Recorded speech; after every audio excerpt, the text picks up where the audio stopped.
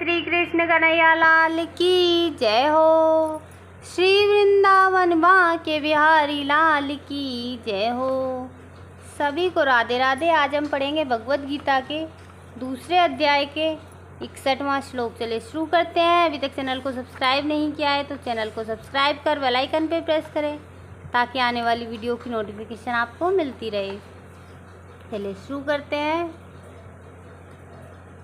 तानि सर्वाणि संयमय युक्त आसीत् मत्परः वशेहि यस्येन्द्रियाणि तस्य प्रज्ञा प्रतिष्ठिता। जो इंद्रियों को पूर्णतः वश में रखते हुए इंद्रिय संयमन करता है और अपनी चेतना को मुझ में स्थिर कर देता है वह मनुष्य स्थिर बुद्धि वाला कहलाता है। इस श्लोक में बताया गया है कि योग सिद्धि की चरम अनुभूति कृष्ण भावनामृत ही है। जब तक कोई कृष्ण भावनामृत नहीं होता है तब तक इंद्रियों को वश में करना संभव नहीं है। जैसा कि पहले कहा जा चुका है, दुर्वासा मुनि का झगड़ा महाराज अम्बरीश से हुआ क्योंकि वे गर्ववश महाराज अम्बरीश पर क्रुद्ध हो गए, जिससे अपनी इंद्रियों को रोक नहीं पाए।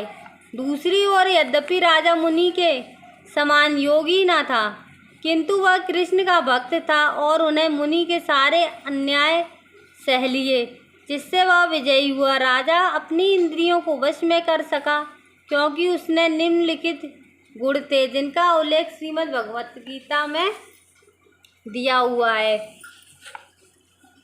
राजा अम्बरीश ने अपना मन भगवान कृष्ण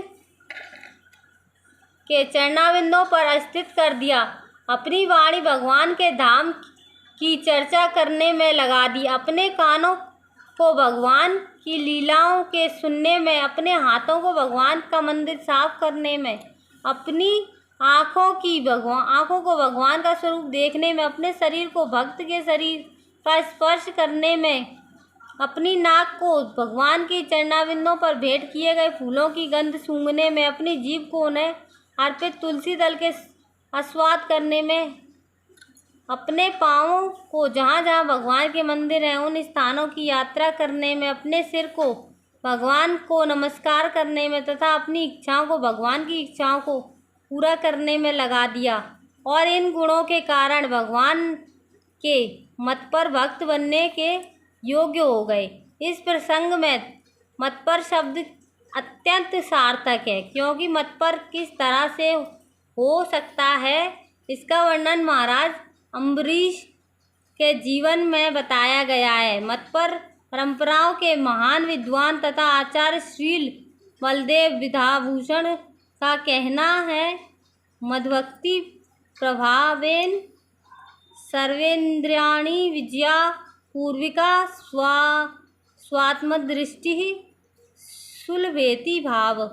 इंद्रियों को केवल कृष्ण की भक्ति के बल से वश में किया जा सकता है। कभी कभी अग्नि का भी उदाहरण दिया जाता है। जिस प्रकार जलती हुई अग्नि कमरे के भीतर सारी वस्तुओं को जला देती है, उसी प्रकार योगी के हृदय में स्थित विष्णु के सारे मलों को जला देते हैं। योग सूत्र भी विष्णु का ध्यान आवश्यक बताता है, शून्य का नहीं।